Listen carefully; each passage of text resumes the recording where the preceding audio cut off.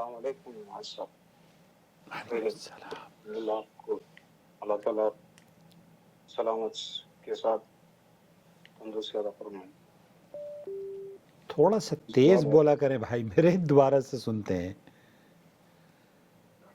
السلام علیکم صاحب. وعلیکم السلام. اللہ آپ کو اللہ تعالیٰ سلامت کے ساتھ تندرستی عطا فرمائے. آمین. اور میرا ایک سوال، چھوٹا سا سوال ہے کہ جو انشورنس جو گاڑیوں کا انشورنس ہے اور جو لائف انشورنس لائف انشورنس کراتے ہیں، کیا یہ کیا کر سکتے ہیں یا نہیں؟ اس کے تھوڑا کلیئر سے میرے کو میں بتاتا ہوں. نحمدہ و نصلی علی رسولہ الکریم، اما بعد. لائف انشورنس شیخ خالد المصلح کے بھی میں ان کا فتویٰ دیکھ رہا تھا. انہوں نے کہا کہ لائف انشورنس جو ہوتا ہے نا، اس کی شکل یہ ہوتی ہے کہ آپ پیسے دیں زندگی بھر، اور پھر جب آپ کی موت واقع ہو جائے تو پیسے کچھ ملا کر کمپنی ڈبل کر کے یا کچھ ایسے ہی بڑا اماؤنٹ وہ ورثہ کو دیتی ہے. تو شیخ نے فرمایا کہ یہ اس طریقے سے یہ جائز نہیں ہے، کیونکہ آپ نے کم رقم دی ہے اور لی ان سے بہت زیادہ ہے. اور جو گاڑیوں کا انشورنس ہے، گاڑیوں کے انشورنس کے بارے میں شیخ سلیمان عثمان الخمیس ہیں، وہ کیا کہہ رہے ہیں؟ تأمین السیارہ، گاڑی کا انشورنس. الاصل انه لا يجوز. دیکھیے اس کا جو اصل ہے نا، انشورنس جتنی بھی انشورنس کی جاتی ہیں وہ جائز نہیں ہے، کیونکہ اس میں دھوکہ اور قمار کا اندیشہ یا خدشہ پایا جاتا ہے. تأمين والعلم عند الله تبارك والعلم عند اللہ الا اذا كانت الا اذا كانت تکافلی.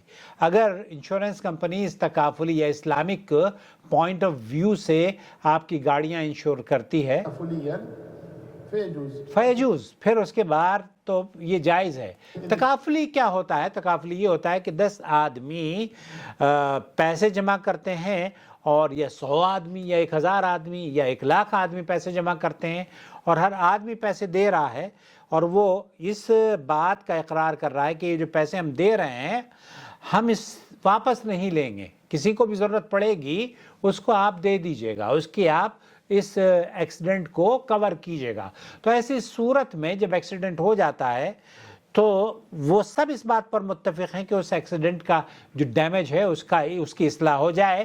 تو یہ شیخ عثمان الخمیس فرما رہے ہیں کہ یہ تکافلی جو اسلامک انشورنس پالیسی ہے گاڑیوں کی وہ جائز ہے. كان الانسان مجبرا على هذا القبل. ایک دوسری شکل یہ بھی ہوتی ہے کہ سعودی عرب میں جتنی بھی میں انشورڈ ہوں، میں اور حکومت کی طرف سے میں مجبور ہوں، مجھے باقاعدہ طور پر مجھے اگر سعودی عرب میں رہنا ہے، یہاں پر جتنے بھی عالم فاضل لوگ بر صغیر سے آئے ہوئے ہیں یا امریکہ، انڈیا، پاکستان سے آئے ہوئے ہیں، بڑے بڑے علماء، سب کے سب انشورڈ ہیں، سب کے سب میڈیکل کوریج لیتے ہیں انشورنس کمپنیز سے.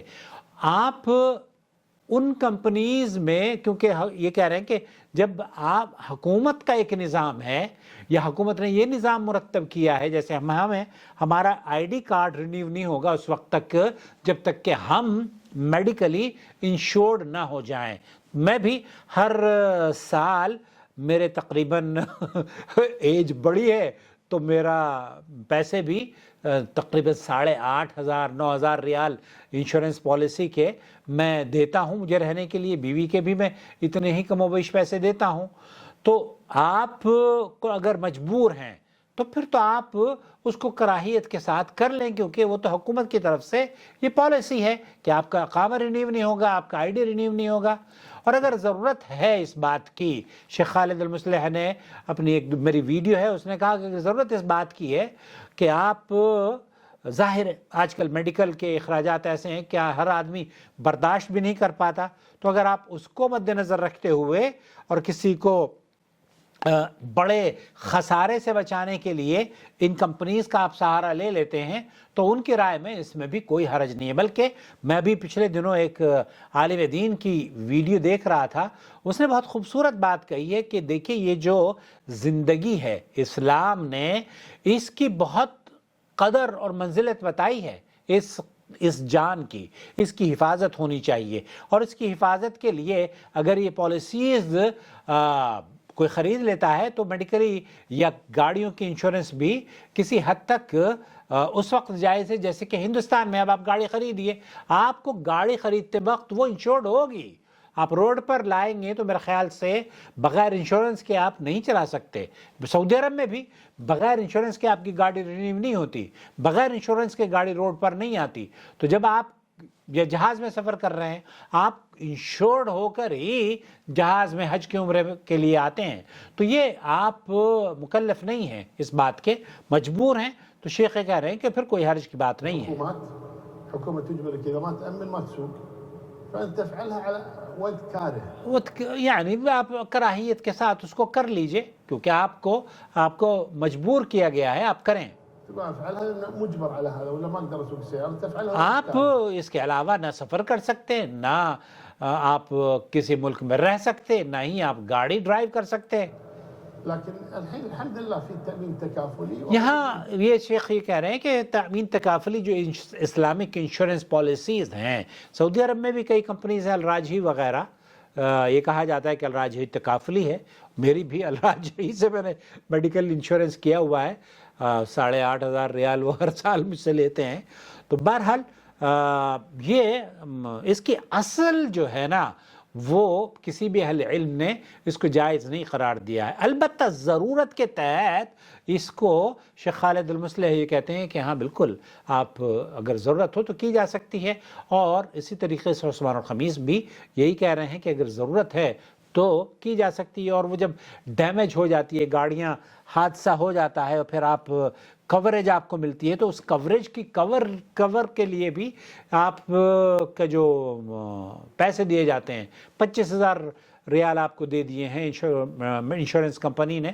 تو شیخ خالد المصلح یہ کہہ رہے ہیں کہ پھر آپ کی مرضی ہے، آپ اس 25,000 کا گاڑی خرید لیں، اس 25,000 کی گاڑی کی اصلاح کرا لیں، اس 25,000 کو اصلاح نہ کروا کے، ریپیئر نہ کروا کے نئی گاڑی خرید لیں، یا اپنے اوپر خرچ کر لیں، کیونکہ انہوں نے، کمپنی نے آپ کو پیسے دیے ہیں. مجھے امید ہے وضاحت ہو گئی ہوگی. میں تو بلکہ میڈیکل انشورنس کے لیے اکثر اہل علم کو کہتا ہوں کہ ہمارے مدارس اور مساجد میں جو ائمہ اور علماء کام کرتے ہیں ان کی چھوٹی چھوٹی تنخواہ ہے، بلکہ ہماری جو جمعیت ہے، مرکزی جمعیت اہل حدیث ہند، ان کے ناظم، گزشتہ ناظم جو تھے 20-25 سال وہ نظامت کریں، ان کے بیچاروں کی کا انتقال ہوا. وہ بھی میڈیکل ٹریٹمنٹ بہرحال ان کی ہوئی کسی نہ کسی طریقے سے. موجودہ دور میں بھی ابھی جو ناظم اعلیٰ ہے ہماری جماعت کے، اللہ ان کو صحت و عافیت سے رکھے، اگر یہ کمپنیز یا یہ جو آرگنائزیشنز ہیں، یہ آرگنائزیشن اپنے امپلائی کی انشورنس کرا لیں، میڈیکل انشورنس کرا لیں، ان کی اور ان کی فیملی کی ہونی چاہیے. ہماری بھی، ہم جب سعودی عرب میں کام کرتے ہیں، ہم سب کی انشورنس پالیسیز بنتی ہیں، سب کی انشورنس پالیسیز بنتی ہیں. تو اس سے کم از کم یہ رہتا ہے کہ آپ سکون سے رہتے ہیں اور علاج آپ کا بہت زیادہ مہنگا آپ کو نہیں پڑتا. امید ہے وضاحت ہو گئی ہے. اللہ تعالیٰ آپ اور ہم سب کی حفاظت فرمائے. شهر رمضان الذي أنزل فيه القرآن هدى للناس وبينات من الهدى والفرقان